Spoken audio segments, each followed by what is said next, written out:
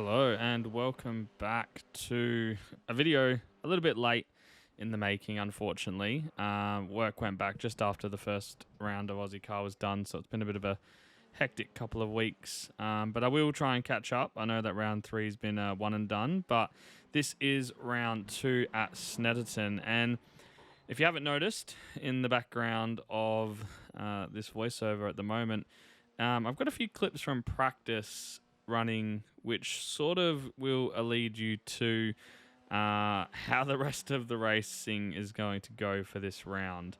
Snetterton, normally a track I actually don't mind too much, but I don't know what it was this night. I jumped in to do some practice before the race, and honestly, it could not have gone worse. I probably spent more time in the grass than on the asphalt, and it really didn't get all that much better over the course of the night from there. You can see there another big spin off into the grass. And it wasn't like it was just one section of the track that was giving me trouble. As you'll see throughout all these clips, I pretty much went off almost everywhere. But yeah, it is what it is. I just seem to be having one of those nights, and that's kind of how the round continued to go. It was a 2-race round, so 2 20-minute races, compulsory pit stops in both. And after a really, really positive start to the season at Silverstone, managing to bag 2 podiums, I was really looking forward to trying to consolidate that momentum. But yeah, I guess we'll just wait and see how it goes.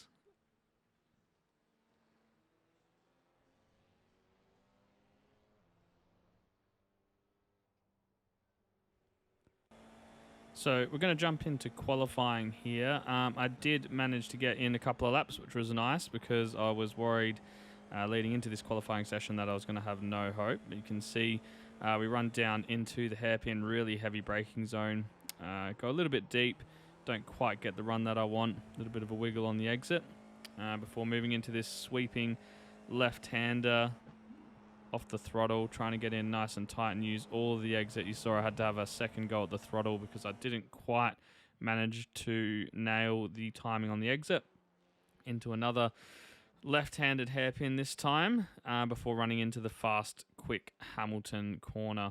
The lap wasn't going too bad, although I was feeling very, very off the pace. And unfortunately, that's kind of the theme of the night. My qualifying best lap was only good enough to get me P12, which after starting sort of in the top 5 at Silverstone was a little bit disappointing, but it really was, like I said, a bit of a theme overall.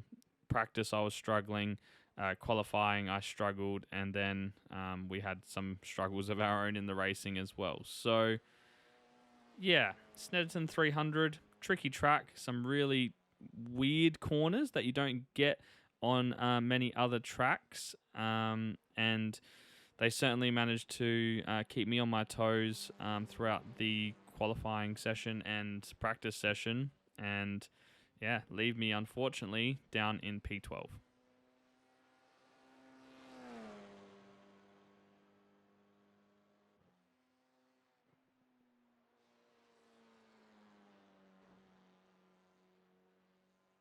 So from here we move into the race start. It's something I've actually been doing pretty well over the first couple of rounds, is getting off the line. And you can see here today's no exception.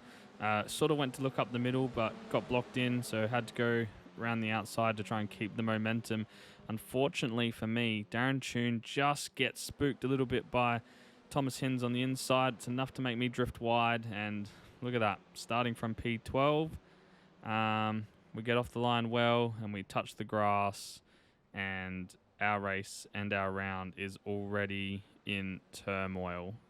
All it took was one corner on the first lap to look like the championship and you know, the rest of the season were really, really up in arms. There was a couple of cars that I'd contact at turn 2, and at the moment my mindset is not really feeling so great. I knew I'd already had a rough start to the night, and to turn myself around, with no contact, although, there was a bit of a drifting wide away from the apex. It was just really, really frustrating on my own behalf.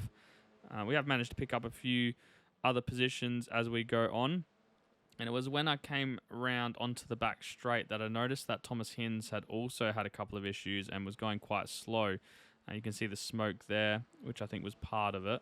And I managed to range right up onto the back of him. And from this sort of point forwards, the goal was just stick behind Hinsey. I know he's got pace. Try my best to stay with him. And hopefully use his sort of speed and following his lines to be able to work my way back up the field and try and get somewhere near the front. With these 2-round races, the second race is gridded up where you finish in the first race. So after having a spin and falling back to last, I knew that I just needed to get as many positions as I possibly could and try and have a better finish to race number 2. As you can see, another car off and a few cars in the pits and tucking in behind one of my teammates there to try my best to keep up with Hinsey.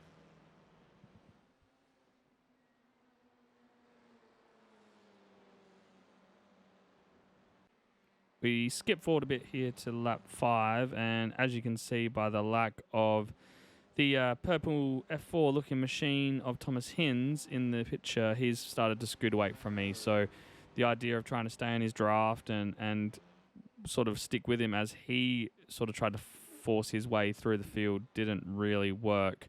So he was starting to pull away, and I was kind of, just by myself in no man's land, just trying to put in as best laps as possible and just see where we end up from this race.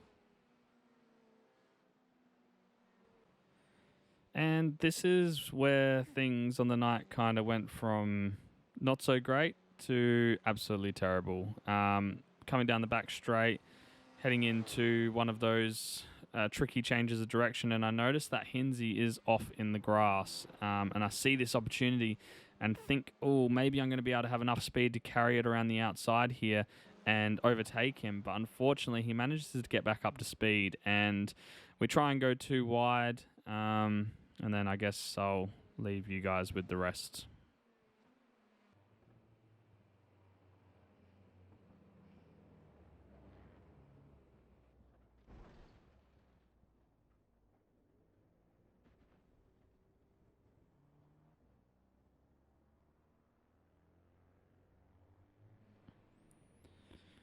Yeah, so not great driving on my behalf.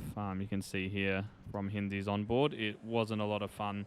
I think in hindsight, I probably actually left him a little bit too much room around this right-hander going into the final turn, which just gave me such a narrow entry. And I almost managed to pull it up, but almost isn't good enough in racing. And this was the result. You also would have seen I sort of slowed down almost to a stop to try and redress the position, but once I looked on my side mirror and realised it was barrel rolls, unfortunately that meant that he wasn't going to be able to continue, and I just had to continue on.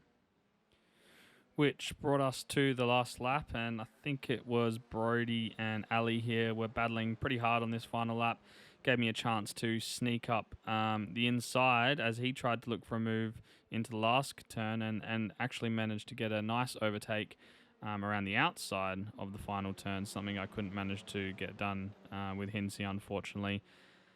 But it didn't really matter because I was pretty sure I was going to have a 15-second time penalty, so it was, sort of all for nothing. And as you'll see in a moment, my frustrations pretty much got the better of me, and I was pretty lucky not to get a penalty for this as well, sending the car into the wall. But I almost, clean up some drivers, and if they had been on 0x, obviously that would have taken away their 0x bonus. So, pretty disappointing in night all round so far, and that was just another silly error. Thankfully it didn't cost anyone anything, and I didn't ruin anyone else's points for the round. So not a great start to the night. I'll be starting the second race from P9, so let's check in and see if that's something that's going to go any better. Before we do grid up, let's have a look at the results from race 1. Ewan Baker taking out P1 with Julian and Brody Shepherd, P2 and 3 rounding out the podium. teammate James Chastanoff in P4 with Jared Thomas P5, Darren Tune, Nathan Verney, Ali, Brody and Sean Doyle rounding out the top 10. Unfortunately, after my 15-second time penalty, that put me down into 13th position. So finished 9th, but lost 4 spots after that penalty for the collision with Thomas Hinds. So race 2, starting from the inside of the grid this time, P9. An okay getaway this time, a little bit better than my teammate ahead, but not too dissimilar to Ali beside me. Try to have a look and see if there's anywhere we can go, but there isn't really. Thankfully, though, this time we have managed to negotiate turn 1, which is more than I can say for race 1. So we start off and we're straight into it. I think we're up 1 position possibly, and we're tucked in behind our teammate. So sitting in behind Nathan here, and this is a real tricky situation to be in as a racer. You're behind your teammate. You know, he's finished the race ahead of me last race, but I feel like I've got a little bit more speed, and I obviously don't want to lose the cars ahead, but one of the first rules of being a teammate is you don't crash into your teammates, right? So I'm trying to stay as close to Nathan as possible. We're communicating in the Discord. I've sort of said, you know, don't worry about me. You just keep going.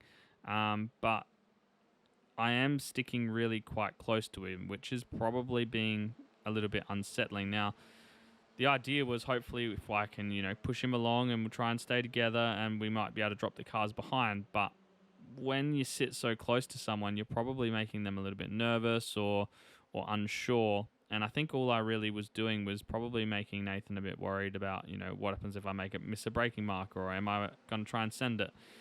I'd already sort of communicated to him that I'm not going to try and pass him. Let's just keep going. Don't worry about me. And it was sort of, if he makes a mistake, I'll go past. If he doesn't, then that's fine.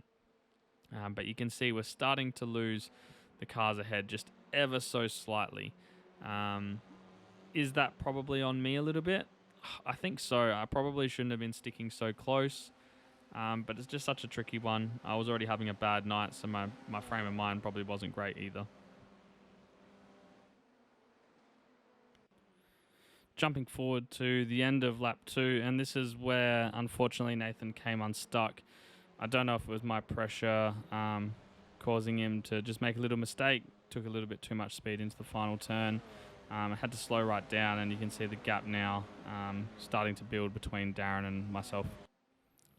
We do run into a little bit of luck here, as on lap 4, Jared Thomas has a bit of an off, goes too deep, almost hits my teammate Chastity, ends up in the grass.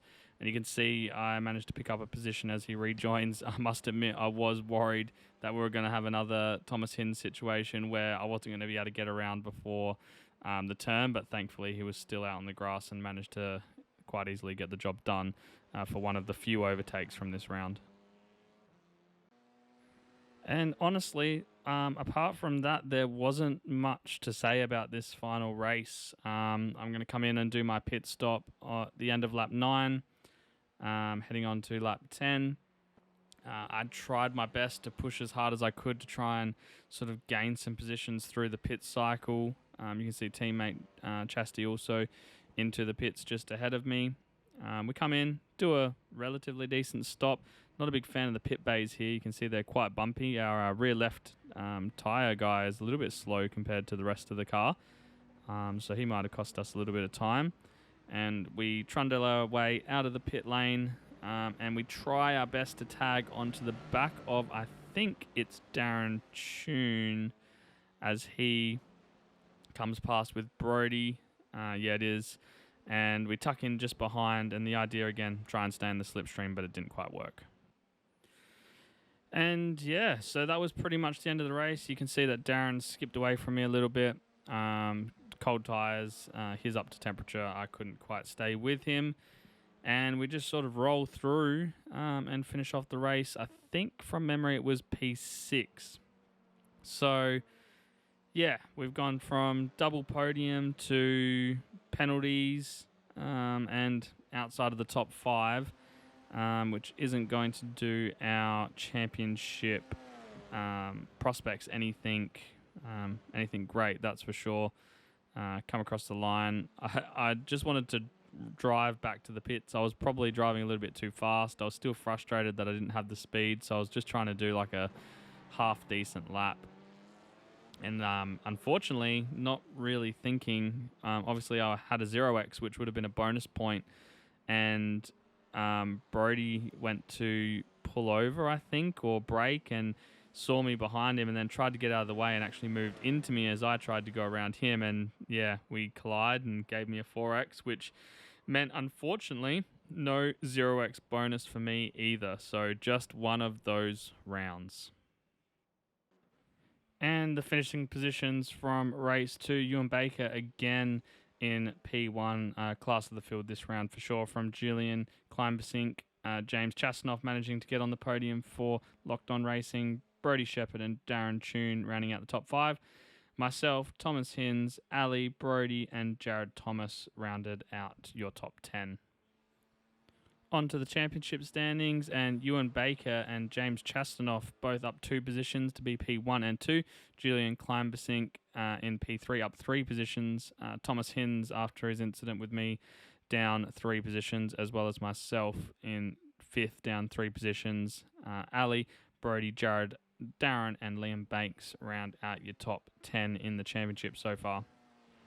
And then finally, the teams championship, which is kind of taken my attention now after this bad round. So Locked On Racing Cure Cancer, that's James Chastanoff and myself, managing to hold down first place from Full Send Racing and White Knuckle Racing, rounding out the top 3. Ozicar White, Locked On Racing, #Livin', Ozicar Red, Scott KSR Racing, Norfolk and Chance Racing, Dutch Kiwi Racing and Henry James Racing, rounding out the top 10 in the teams championship. And that is pretty much a wrap for this week. Unfortunately, not a great round for myself, and it makes the championship picture a lot harder than it originally was. Again, apologies to Thomas Hinz for that poor driving display. Make sure you give this a like and a subscribe. Leave a comment if you've enjoyed the content, and hopefully next time at Donington we have a better effort. So fingers crossed, and we'll see you next time. Take care. Peace.